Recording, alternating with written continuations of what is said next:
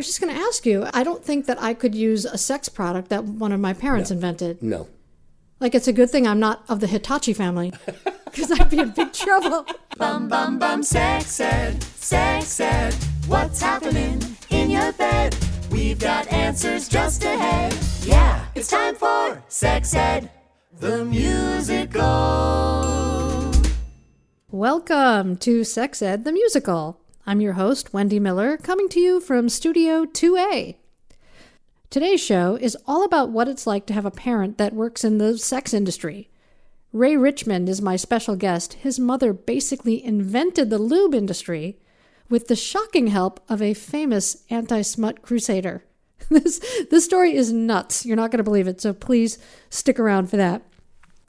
When I started working at Playboy TV, almost every day I would post something ridiculous that truly happened on Facebook. And I got kind of this really fun following. Overheard at work or crazy stuff that I had to deal with. And it was really, really funny, and I loved sharing it. But even though I was sharing all that information and all these funny stories, I wasn't completely out of the closet with my job. And the reason was there were people who were completely horrified or judgmental when they found out where I worked. A lot of my feminist friends accused me of being a traitor. They were freaked out. Other people just thought it was disgusting. They couldn't imagine why I would do that to my career. In fact, I used to use it as like a litmus test. People would ask me where I work. I'd tell them, and then I'd watch their reaction, and I'd immediately know if they were my people or not. I'd say, yeah, I'm head of programming at Playboy TV. And they'd be like, ooh, can you get me some porn? One thing that was very interesting about it is that people frequently said to me, oh, what are you going to tell your daughter? Like, what am I going to tell my daughter? Yeah, that you work at Playboy. What are you going to tell your kid? Well, I worked at NBC for years and years, and nobody ever asked me how I'd explain Veronica's closet to my daughter. But suddenly, because I work at Playboy, I have to be able to explain this to my kid. What are you going to tell your daughter? Meanwhile, I'm sure no one asked my male colleagues how they'd explain their jobs to their kids. This was reserved just for the woman who worked there. Because, inherent bias. Thank you. And I was cool with it because I was having a great time. I was making programming that was helping to keep married couples sexually in sync. I was doing good work. I was really feeling good about where I was. When my daughter got into one of the fanciest of fancy private schools, we were at the first kindergarten birthday party. And a whole bunch of moms were standing around in the living room. The kids were all outside playing on the bouncy house. Everybody's drinking wine except me and having a great time, getting to know each other. And as it is often with women, the subject turns to sex. And people are saying a lot of things and asking a lot of questions, and I just happen to know too much. At this point, I had already been working at Playboy for a year. And I'm answering certain questions, and I'm having a certain degree of expertise about things. And one of the moms turns to me and she goes, Wendy, how do you know so much about sex? And honestly, for some reason, I was going to try to just be on the down low with the whole Playboy thing. But if you want to know one thing about me, I am the world's worst liar. So when she said, how do you know so much about sex? I said, oh, I'm actually head of programming at Playboy TV. I produce shows about sex. All the air is sucked out of the room. My kid's outside, and I start to think, oh, great. She's probably not going to be invited to play dates or birthday parties because some mom's going to see me as having some sort of a smut den or porn house. Never mind the fact that I didn't even swear in front of my kid till she was about 10. But all of a sudden, I'm starting to feel really insecure and weird. Then the questions come, and it gets kind of funny. And at the end of the party, I was named the mom with the most interesting job. And I beat out 10 lawyers, a movie star, and a fertility doctor, so that's kind of something. But it was really awkward. And from then on, I either had to deal with the haters, who would cut me some shade and be just like mean girls, or you'd have the parade of overshares, the moms who would come up to me and be like, so can you get me a large black dildo and a ball gag? Yes. It's fine. I'm happy to help them. We had a big party. Everybody brought potluck stuff. I brought vibrators. By the way, nobody ate the 7-layer dip. All the vibrators were gone. I'm just saying. So it got to be kind of crazy. And mostly I was worried about my daughter because I didn't want her to be stigmatized by my job. I was very happy at my job. I was very proud of my job. I was really proud about the work I was doing. But for some reason, everybody was making it a big deal that I worked there and that I had a kid, especially a daughter, I guess. My guest on today's show grew up in the sex industry. In fact, he kind of had to work in it. Ray Richmond is a friend of mine, and when he found out that I was working at Playboy, he called me up and he said, I have a crazy story for you. And he started telling me about his childhood and about his mom and how he was raised, and I couldn't believe it. I said, I've got to get you on this podcast. My side of the story, of course, being a parent of a little kid, really didn't turn out to be such a big deal. Ray's story, a little bit different. He's the kid. Check this out. Sit back, relax. Here's our special guest. The thing is, it seemed normal to me to grow up with a mother who created, Joy Jail, Emotion Lotion, Hap Penis, Sex Fifth Avenue, Penetration H. Well, hang on a second. Let's back up for a minute. Now, let's set the table a little bit here. My guest today, Ray Richmond, is considered one of the leading experts on television, media, and the entertainment industry. He's a globally syndicated columnist, an author, an all-around bon vivant and raconteur. I think that's all the French I know. He's written for numerous publications and news outlets, including Daily Variety, Deadline Hollywood, LA Magazine, the LA Times, Hollywood Reporter, and to class things up, Penthouse. Along with writing numerous books, Ray is a regular moderator at the Paley Center for Media in Beverly Hills. Yet he somehow agreed to be on this dumb show. Today's episode, of course, is all about what it's like to have kids when you work in the sex industry. Well, it turns out Ray's mother was quite the pioneer in this world. Who was your mother, and how did she get into the sex industry to begin with? Because she didn't start out in the sex industry. Oh, no. My mother, Terry Richmond, was a single mother. My father ended up being a philandering bastard, and so Mom had to kick him out of the house. Grew up during the Depression, was born in 1921. She moved out here to Los Angeles in 1950 after meeting my father during a vacation. It was to be an ill-fated marriage, to say the least. My mother paid for 3 abortions for his mistress. Oh, my God. The 4th one she wouldn't pay for, and so I have a half-brother running around out there whom I've never met. Really? To this day, yeah. Well, he's right here. Ray, say hello. I'm turning into Maury Povich. This is your secret life. Anyway, things were going south. She booted him out of the house. He was a horrible guy. And so she realized, I really have no skills. I guess I have to earn a living now and support 3 small children. I was the youngest of 3. Mm-hmm. So my mother's, she was waitressing, she was working in a laundromat, she's doing everything she can to make a living. The things that women will do in the 1950s, basically it's generally restricted to waitress, teacher, nurse, hooker. Those are pretty much your 4 choices there. Mm-hmm. So she goes to work in a chiropractor's office with an alcoholic doctor who's running things. Generally, however, the chiropractic in this office was restricted to the areas below the belt. They would do massages of the back and feet and such, but a lot of it was restricted to the penis. It wasn't a chiropractic office at all. It was just a front for a massage parlor. Okay. And it was across the street from 20th Century Fox Studios on Pico. Sure. Men including Robert Mitchum and Mickey Rooney would come on their lunch hour and get a little relief. Wait, Robert Mitchum to Mickey Rooney, that's like A to Z right there. Kind of. You can just imagine them running into each other, one on the way out, one on the way in. Wow. My mother would one day claim to have had the penises of 10,000 men in her hand. And she said it with pride. And it's a great epitaph. When I wrote about this at one time for an article about my mother, my brother insisted, that kind of makes Mom sound a little bit like a slut. Let's say 5,000.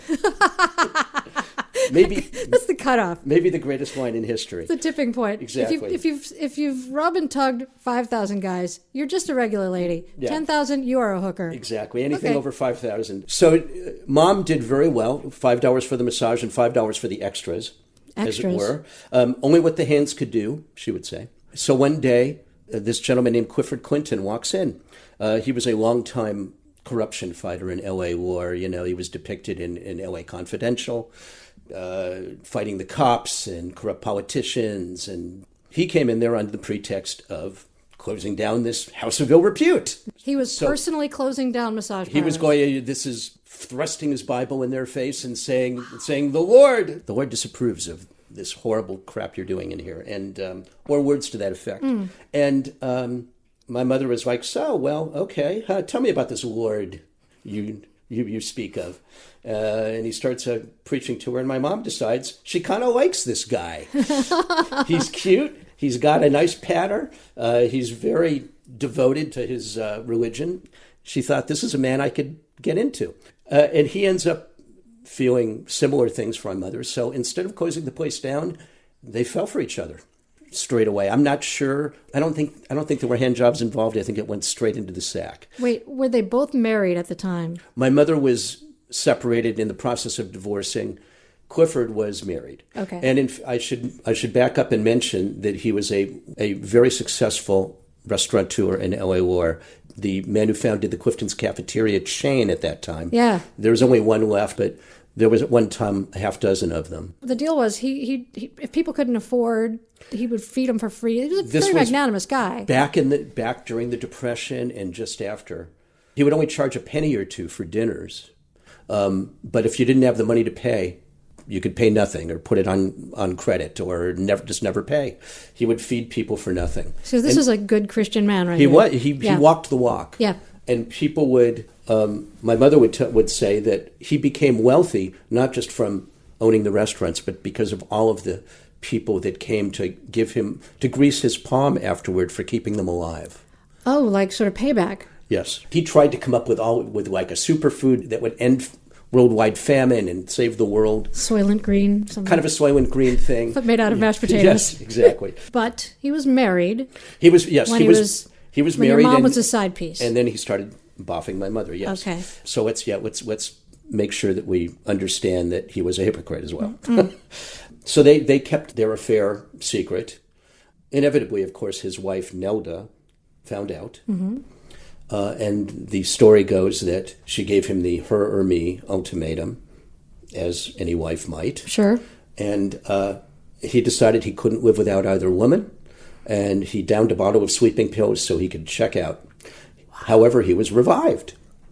And when he was revived, his wife said something to the effect of, okay, fine, you can have her too.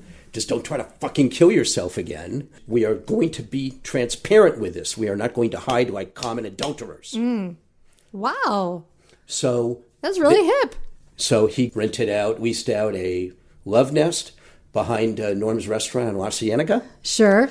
And it was a whole thing. And she decided, that she was going to make this a dream spot and a pleasure palace for him. And part of that was creating her own gels and lubes and lotions to help spice up the lovemaking. She would take like petroleum jelly or glycerin and would put like scents and flavors in them and would rub them all over his body and lick them off. And this is before you could buy that stuff. This was really before there was a lube industry. My mother actually created the sex lube industry in the mid-1960s, but that gets a little ahead of the story. They're experimenting with all this stuff. And he's like, these are pretty great, these little things you come up with. Well, what do you call them? I don't know. Joy gel. He's like, well, we should market this stuff. We should put it out there. Other couples that need some spicing up in their lovemaking would benefit from these things too. So he put in the seed money, as it were, and created a sex AIDS business, then known as marital AIDS. Right, I remember seeing the signs, marital AIDS. Hang on, let's just back up a minute. Clifford Clinton, the devout Christian gentleman who railed against corruption and sex clubs in L.A., yes, ran a very reputable restaurant. Very Christian ideals. Yes, has a side piece who is making lubes in the kitchen and rocking his world, and he says, you ought to be in business. I'm gonna give you money and you're gonna open up the lube business. And he saw absolutely no irony and no kind of issue with being both people. Wow. So I should say, once his wife agreed with their new system of, okay, you can have her too, and we'll be transparent about this. They were indeed transparent about it. They would go out to dinners together, the three of them. They would have their time in their love nest. Tuesdays and Thursdays were their days in the love nest. And then they would also have other times, the three of them, going out to dinners, going on vacations to the Caribbean, to Hawaii, to Europe. They would have 2 rooms. He would stay with his wife, and then he would come visit my mother in her room, sister-wife style. Wait, this wasn't like the Professor Marsden and the Wonder Woman thing where they were not a throuple. The women did not. No. Okay. Oh, no, the women did not at all. Okay. No, he simply had 2 women who wanted him, and he serviced them separately. So the wife... Well, actually, the wife was not serviced. No, she so didn't. your mother basically took care of that for her, and she was all too happy to oblige. Yes. She was simply the disapproving schoolmarm wife. I wonder why. She was really pretty progressive and seriously liberated for her time, considering she was this closed-up Christian woman. Wait, so now you've got this guy has basically given your mother some money to start a sex business. What was the name of the business, and how did this manifest?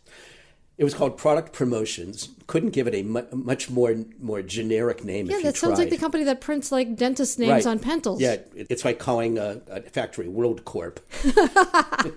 She started out with Raspberry Douche and Joy Joe, which was scented and flavored Vaseline. Mm-hmm. And at the same time, she also opened up an introduction service where she would be a kind of a yenta, trying to get people together. Pimp? Well, it wasn't. I wouldn't say pimp.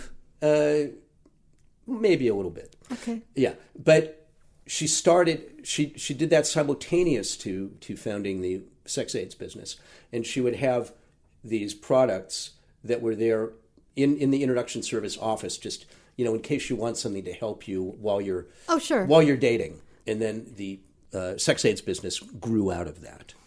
Just a side note, I went to Pink Cheeks, which is a waxing place to get my eyebrows done, and they also wax butt and bleach assholes. And what's weird is next to the cash register, they sell the asshole bleaching kit, but they also sell waffle mix.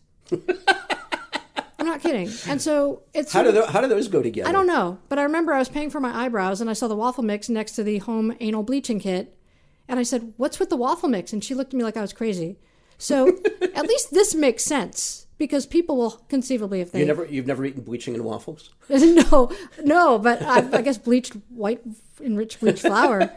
No, so okay, so she's got this dating service. She's selling the sex stuff. How does she become this sort of... Yeah, well, she had kind of a worldwide introduction service as part of her matchmaking. Mm-hmm. And then, she just started selling it piecemeal to adult bookstores. Those were the only places that would take it. So she was B2B. Yes. Okay. Yeah, she would just do it, and then she hooked up with the mob, who smelled money naturally, and they became her de facto distributors. The mob was distributing sex toys, lubes, lotions, and gels. Okay. Yeah, she didn't do any of the straight out pornography. Right. Well, it was illegal back then too. Which, of course, would only have attracted the mob more. Of course, they controlled it. Yeah. So your mom the Mafia was distributing her stuff where? They kind of took over all of the adult bookstores. Oh, okay. And certain high-end or adult boutiques. Sure. But most of the places where she was had a curtain blocking your view in front. Sure. And a seedy guy with sweat and tattoos on him behind the counter. So how much of this did you know when you were a kid? Very little. I knew Clifford Clinton he was kind of a surrogate father to me. He would take me for ice cream and candy. I just knew it was my mother's good friend, Mr. Clinton. Mm-hmm. I didn't really know that much about the relationship, even though, my brother and sister would sometimes say, I'm like, why are Mom and Mr. Clinton together? And they would just be like, my brother, of course, the older by 2 years brother would say, what, don't you know they're fucking? And I'm like, what? But why? Why are they doing that?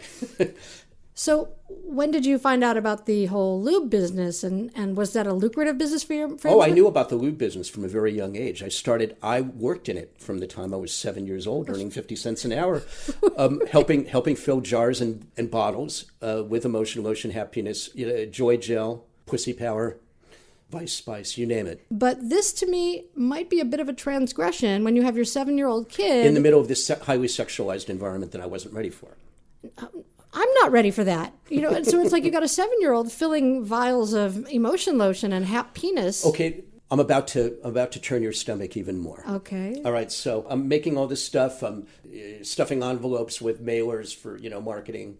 I'm not really even reading stuff or anything like that, but there's all of this porn, hardcore porn. I'm not talking about Playboy. I'm talking about, giant jugs and, come when I call you.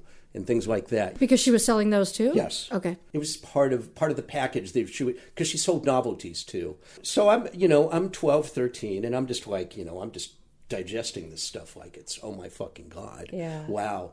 If my friends only knew what I get to look at. Yeah. And I don't realize that she is putting this stuff around strategically, specifically so I will see it. Because both my other brothers are gay, and she wanted to make sure I wouldn't be. Wait a minute. So I could give her grandchildren. Wait a minute. So this is basically her straight conversion therapy. Yes. Yeah. You wouldn't think a woman who invented the sex lube industry would be homophobic, but she sort of was. How did this affect you as a teenager, like being around all this porn and doing all this, like, and making all the lube? Did you somehow grow up with a skewed idea of girls, and did this somehow affect you negatively? I'm sure it gave me a skewed view of sex. It actually turned me in the other direction, so I was more prudish. Really? Oddly, when in the flesh sort of interaction, completely gun shy. So I had carte blanche to all these free products. Yes. And there were a few times where I used them, but whatever woman I was with would be like, it just isn't working for me. Having your mother in the bedroom with us just isn't going to work. I was just going to ask you. I think that it's like, I don't think that I could use a sex product that one of my parents invented. No. Like, it's a good thing I'm not of the Hitachi family, because I'd be in big trouble. Exactly. So your mother's strategy didn't really work? No. You are straight, though. I was going to be straight regardless. Yeah. And of course, it shouldn't have mattered no matter what. Okay, so she had 3 gay sons instead of 2. Who cared? Especially because after she ended up having grandchildren, my sister had 2, and I had 2. She proceeded to ignore them. She didn't even give a shit. It was all just ego or some bizarre. Do you think she were alive today? What do you think she'd be doing? She'd be out there having enjoying herself. She would always be able to. She could always attract men because of her body and her sensuality, but she couldn't really keep them because she didn't really understand how to nurture relationships and how to build men up. I felt badly for her, ultimately, and that helped me put any lingering animosity in the past with her. I was with her when she died. Holding her hand as she took her last breath and all that, and there was no ambivalence at all. The woman cared deeply about me. She had certain emotional and mental limitations that I understood. You're a parent. Mm-hmm. How did what you experienced as a kid in this world of sex affect you when it came time for when your son was asking you questions? I would always over-volunteer things. I'm like, I'm not going to be that shut down, quiet, find out on your own dad. I'm going to be like out there and I would, you'll love this. I would always tell both of them, if you're gay, it's okay. You know it's okay. And they'd be like, yes, for the 5,000th time, I know it's fucking okay, but I'm not gay. What about the sex stuff? So it's like you overcorrected, sort of similar to your mother, with your sons by offering up too much information. Yes. And I would, it still actually helps me with my son, with my 22-year-old son. But so he will ask me advice and, but I don't volunteer it. I just, that's the kiss of death, is trying to over explain. Yeah. I'm in a similar situation where, I have a kid who's now 13. And so she'll ask me a question and I just answer it. And I don't answer, not too much, not too little, just answer it and move on. And that's all you all really need to do. And not making a big deal out of it. Oh, that's the last thing you should do. Because I said it earlier, and this is not a judgment against sex workers and strippers and people who work in the industry, but a majority of the women that I met who are strippers, nude models, sex workers, adult performers, a majority of them grew up in religious, oppressive homes. So and fundamentally. Is this their way of rebelling, or is it just coincidental?